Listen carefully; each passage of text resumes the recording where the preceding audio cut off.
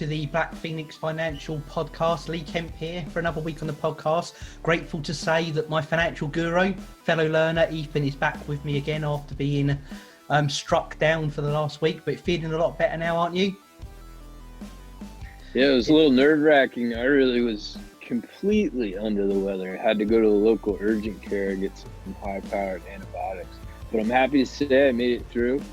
Part of it was from my nice breathing with the Wim Hof method and the icy cold baths that I've been taking. So I'm happy to say I'm back and ready to learn some neat things together. I'm very pleased to hear it. I'm a student, and I'm a student with you guys. So let's learn. Excellent. This week, everyone listening, watching, we are going to finish talking off about volume. A lot of great feedback and response to the previous episode had talking about that, so I'm looking forward to that. And Ethan wants to talk as well about how you can start setting up your phone to be a very powerful and most importantly free educational resource for knowing what stocks you should be looking at, which was something we talked about off air before we started the first show. So I'm very excited that we have got to that. Just make a quick mention as well, because you mentioned it there. Obviously on your Twitter feed, not only is there some great information about stocks, we're going to talk about some of your stock picks later on, but some great stuff you've been putting out about physical and mental well-being as well, which especially with what you've gone through the last few weeks is fantastic. So for those that haven't, check him out. At T4A Phoenix. Phoenix is spelled Phenux. I would highly recommend going over there, give it a follow, make sure notifications are on. There is some great stuff, I say, financial wise and just health and well-being wise coming out. And I say big shout out to you for what you're putting out there, because I think it's some fantastic content. Thank you, Lee. Yeah, and so the idea behind trading, to really be successful at anything in life, we want to put our all into it, because there's really no reason to do something if we're not going to give it to 100%. We might as well move on to something else. So trading has to be this holistic approach. Everything has to be in line. Our amount of sleep, the amount of time that we're putting in terms of studying is what we're going to get out. So with that in mind, last time we had been talking about volume, the amount of shares traded in any given point during the day, and how that's going to guide our approach to any of the stocks that we pick or that we're interested in trading. And just a quick recap, the reason for that is that part of the safety mechanism to being able to trade safely is to be able to get in at the price you want and out at the price you want without sitting there sweating as it goes up and down and either get filled or you don't get filled. And then the other part of it that we talked about is that as we advance, we want to be able to set personal price targets for where we expect this stock to go.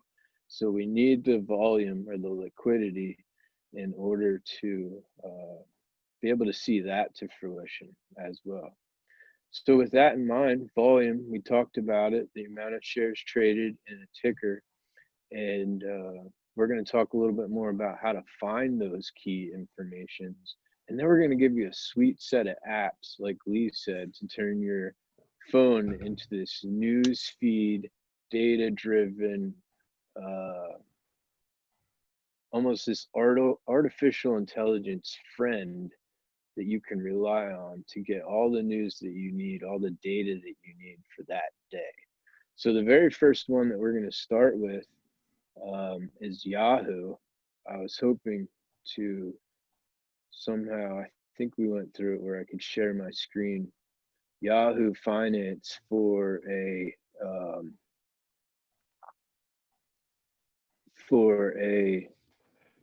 Apple device is pretty easy to find in the App Store. It's here we go. So we are into Ethan's phone.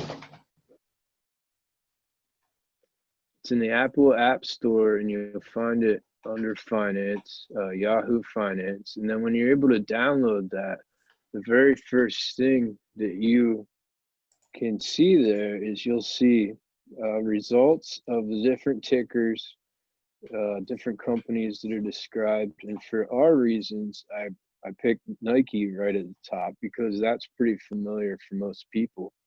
So we see the abbreviated name that we looked at right at the top there. I think you can see it. It's NKE, and that's the abbreviation for Nike. And then right there at the top also is the dollar amount that it's trading at and whether it's up or down on the day. So what we're going to do is we're going to click on that first link in our Yahoo Finance app that we downloaded either from an Apple store or an Android store. And then we get more information. It's really neat. This is how we wet our whistle to know a little bit more about a stock as we trade. And as you get used to this, you'll eventually get very fast at it, where you can just pull up your company, boom, you look at the 1-day chart, you see it's been sideways for a while. And then as you go down, for the purposes of our discussion with finding volume, under key statistics, you see the days range, 52-week range, previous closed open days range, 52-week range, market cap, and then volume. This gets updated fairly frequently. I feel like it's every week or every few days, as long as every 2 weeks. But the volume there, it says 1.94 million volume. That's 1.94 million shares traded in that given time. So I'm going to try to get back to Zoom here so you can see my face again. There you go. That's really good there. So that is, so Yahoo Finance app on whatever app store you're on. And then, like you said, you go into the stock, and then particularly you said there, for our focus there, it's got volume in the stat. 1.94 million was there for Nike. I think you've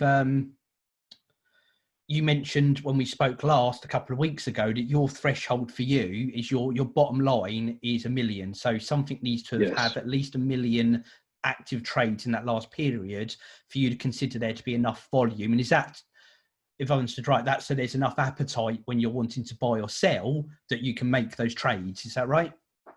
Yes. And the longer the time frame that you're trading in, you want to be able to make a guess or a thesis that if you're buying something that's well oversold, you want to know it's going to be in demand in the future. Yeah. You want to know, like you said, just like if you bought a house or any other type of investment property or that, and you expected it to go up in value, you'd have to do just a tiny bit of homework to value it so that you would make a profit rather than a loss. No, that's good. That's really useful. Thank you. Yeah, I hope so. And then Yahoo Finance is a really nice tool first off the bat. And then so that kind of for now, we're going to take what we know about volume and we're just going to leave it there. And we're going to try to build on the news information. So we found out where we can find volume real quickly, but there's a number of apps in addition to Yahoo Finance that I like that are very valuable. They're free. And the amount of market information that you can glean from just these few apps is going to be highly valuable. So I'm going to just go quick look at my list I got here. Let me see if I can share my screen again. So we had Yahoo Finance. The next one for sure is going to be Twitter. And the reason for Twitter is because Twitter is a really nice, short, sweet way to connect people in different businesses, friends, ideologies. But for our purposes, there's a big section of Twitter that's dedicated to the financial market. We call it colloquially FinTwit. And so from the time the market opens, or well before the market even opens, there will be a little bit of chatter on FinTwit. And that chatter gives us an idea that it'll start with futures, which means people are looking to the distant future Yeah. to determine market value. And those are the chatters that'll start. And then some of the stocks that are getting some curiosity or attention will start flurrying in Twitter. And this happens different times. It'll happen before CNBC is even on. And then throughout the day with CNBC and the other financial markets, Twitter will continue to have valuable news for the trader. So Yahoo Finance, Twitter. The next one that I absolutely love is called Seeking Alpha. It is it's similar to Yahoo to a degree, where you have an outline of the stocks that you can put in there to watch, and you can look up key data. But what Seeking Alpha is so cool is that it has a lot of different writers and contributors. And no matter what stock you're interested in, you can usually quick read a nice little snippet about the stock and whether an analyst thinks it's bullish, it's bearish, it's like we talked about, a teenage girl, we just stay away. Yeah. And then, so that's really nice. That is probably, I like that even better than Yahoo Finance, but they each have a complementary aspect. So I suggest you have them. So Seeking Alpha is the next one. And then Google Sheets, I really like. Different ones, whoever, if you have any experience with spreadsheets, which I know you do because of your field, you may have a specific one you like Excel. Yeah. A lot of people like Excel. I like Google Sheets because it's real handy on the phone, and because I deal with chronic pain in my situation going from doctor to doctor. Google Sheets is a real nice way to, like, even in chart game where we're fantasizing about different purchases.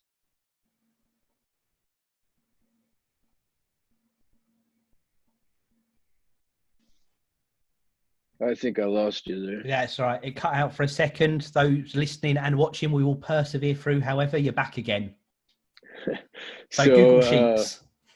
Yeah, Google Sheets, it can be, even in the chart game simulation, it can be a really nice way to start keeping track of our trades, maybe how we felt, whether it was a win or a loss, just real simple. And then so you'd use that yourself to create a sheet and start tracking your own progress, yeah? And you, as you've said, you do that on your phone, keep it all there. This is something you can literally do on your phone, no fancy equipment needed whatsoever. And I think that's a great illustration of that. Yes, I hope this helps everyone, how convenient it is. And once again, it's free. So it's a really useful tool. And once you get 5, 10, 15, 20 trades down, you're going to start seeing, like, I'm good at this, but I'm not good at this. I'm really good at this. Maybe I could concentrate there. Yeah. So that's real helpful. It just gives us more data. And then in terms, it's a really simple kind of cheesy app, but it's called Stockmaster. And I don't like very many features of it, but I do like one thing in particular. Stockmaster has a section in there for alerts. And what you can do with the alerts is you can set custom alerts. So you set an alert for a price level you're interested in, and on the top of my screen, a little banner will come down, and I can write a message to myself that will say, hey, dude, this is the level you're interested in, or watch this level because it's important, or buy now, or definitely sell now, or like stick to your rules, those type of custom alerts. And you can have it send it to you in a banner, you can have it send it to you in an email, or both. And then you can also customize the alert to sound something different. Like I have one that whistles at me to really catch my attention. That's fantastic. So if there's a stock you're interested in, instead of having to dip in every half hour, day, whatever you're doing, set those markers you want to see that stock get to, and then it brings it to you. Yes. I love that. That's brilliant. I'm definitely that speaks to me. I like that. So I would I'll be taking Okay. them all, but that one I'm particularly looking forward to actually. Great. So Stockmaster. And then there's a lot of different reasons I like ThinkorSwim. That's the app from TD Ameritrade. And particularly for a beginner, it's pretty user friendly. There's people there to ask questions.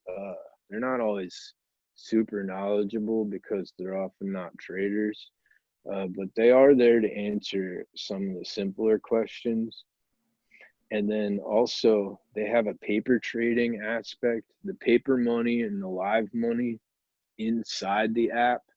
So you can make live market interacting trades on the paper money side for a long time. You can make tons and it's free. I don't know if they even have an account minimum. And if you put $500 in, you can get real-time quotes. Even in the paper side, you can get what's called level 2. So you can see all the orders coming in and going, all for free. I mean, you got to come up with a few $100 just to keep the account live, but it's not pulling anything from it for any of that. So ThinkorSwim, I'll go through them real quick again. Yahoo Finance, Seeking Alpha. What was the other one? Google Sheets, ThinkorSwim. And then recently we were talking about the daily trading coach. This is only something that I recently put into practice, but I am serious about trading. So I started doing a daily journal. How I feel when I get up. Did I have a good night's sleep? My plan, just briefly. And then after the day goes on, how I did. Did I trade my plan? Did I deviate from my plan? How do I feel now? Am I stressed, excited, sad about something hitting me the wrong way? And then I give myself a grade, A through F. So the journal I like in particular for that, just because it's super handy and I'm using it currently, is the day one journal. It's in the app store and it plays on the words kind of, we say this pretty often in our house. Day one is better than one day. The idea that you start today and don't put it off until the future, force yourself. So day one journaling, I had to pay a few bucks, I think, to attach my charts to every journal page because they're starting to get a fair amount of information in there. But I think it's super valuable. I think just with this list of apps, there's going to be tons of information for any of our listeners to keep feeding themselves. There's a whole lot of things to learn.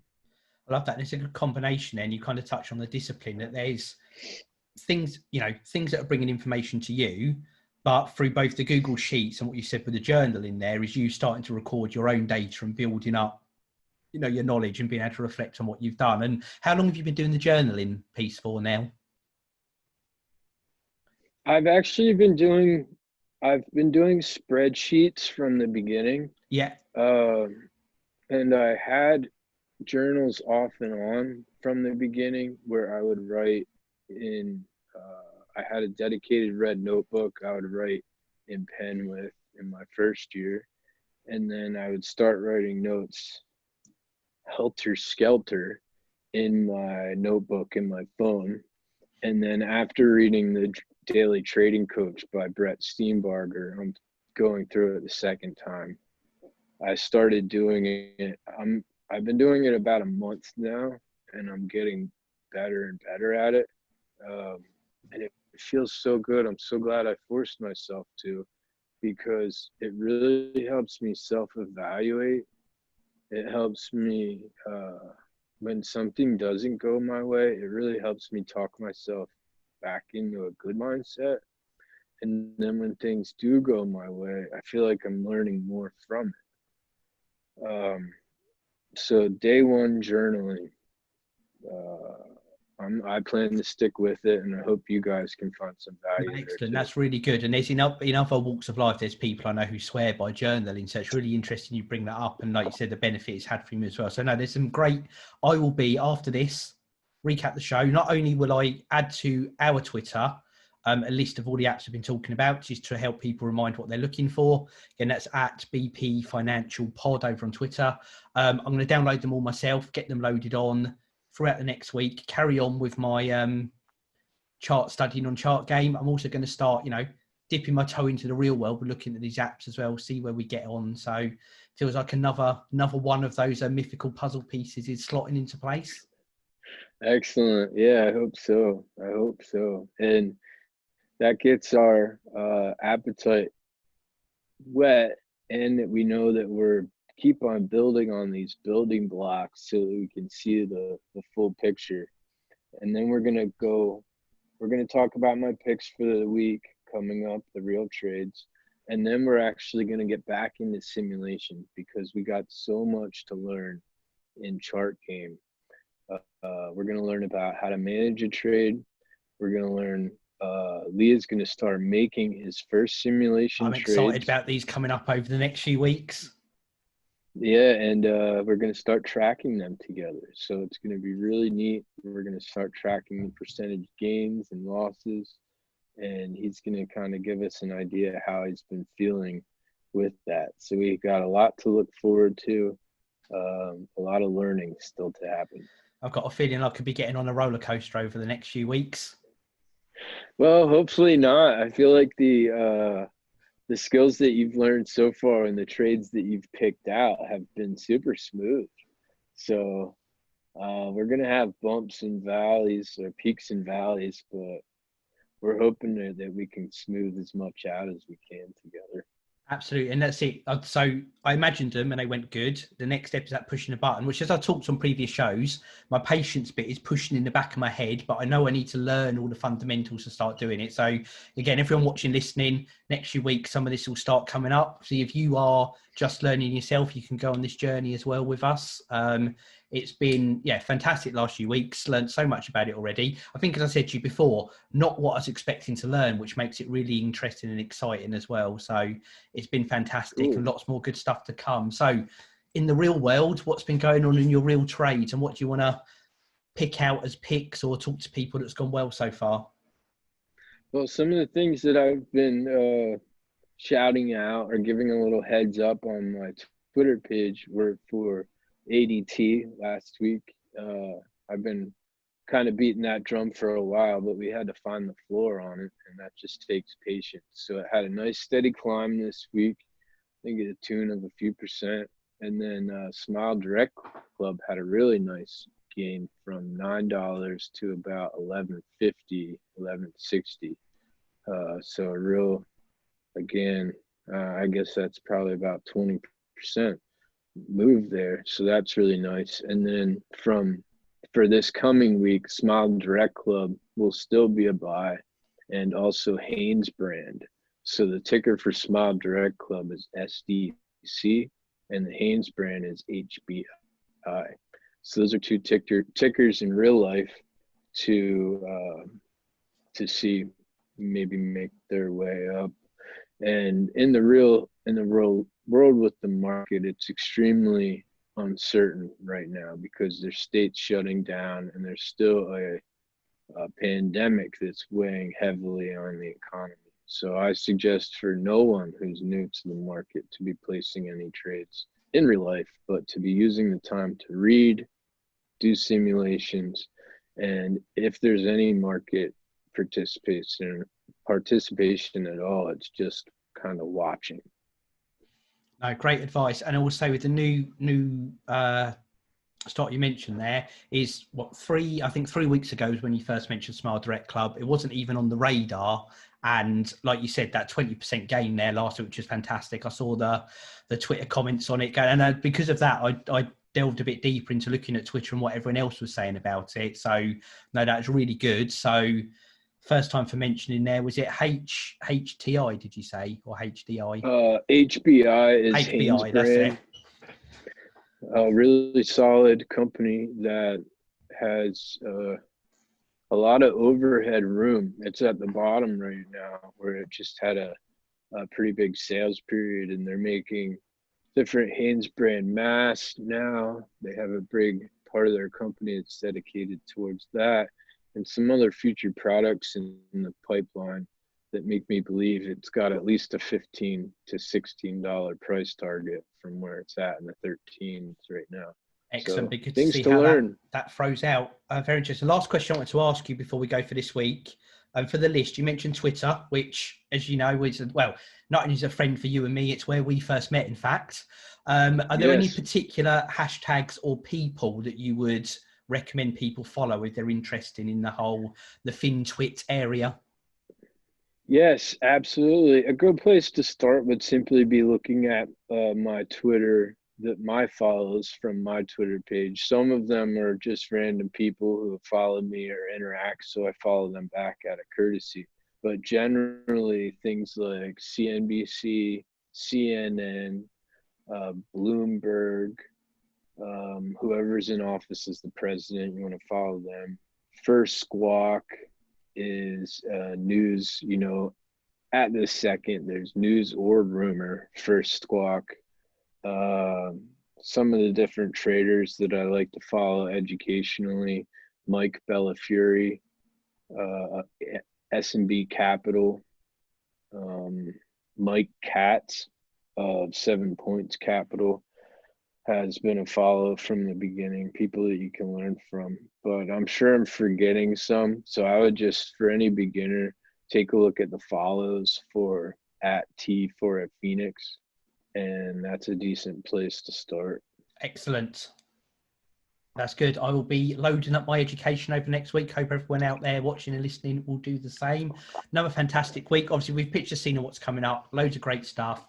We hope you're loving this so far. As we always say, please give us feedback. If there's stuff you've liked, stuff you've not liked, stuff you want to hear from us, drop us a message, get involved on Twitter, whatever way you contact us, just reach out. We love to hear from those who've already reached out, and love to hear from you too if you haven't yet. As Ethan likes to say, it is all about education, education, education. Keep that going during the next week. That's it. Smashing that big silver hammer. If you like what you're hearing, I want to remind everyone. Yes, of course. Oh, go ahead. No, you go. I just want to remind everyone that there's no wrong way to study. YouTube Premium is real nice. You pay $15 a month, and any of the education you can listen to while you sleep. The screen doesn't have to be up. You can play a game while you listen to one of these books on our list. That's how I got through my first 5 to 7 books, is playing a game, listening to it. So make it casual, make it fun. Absolutely. Great advice. Great advice. If you like what you're hearing, like what you're watching, whatever platform it's on, hit subscribe, leave us a like, leave us a comment, all great stuff. Again, Twitter @T4A Phoenix, PHENUX. We at the show are @BP Financial Pod. Thank you again for listening and watching. We will be back again next week. Here's been Ethan Cope, not Coke. I've been Lee Kemp, and this has been the Black Phoenix Financial Podcast. See you guys.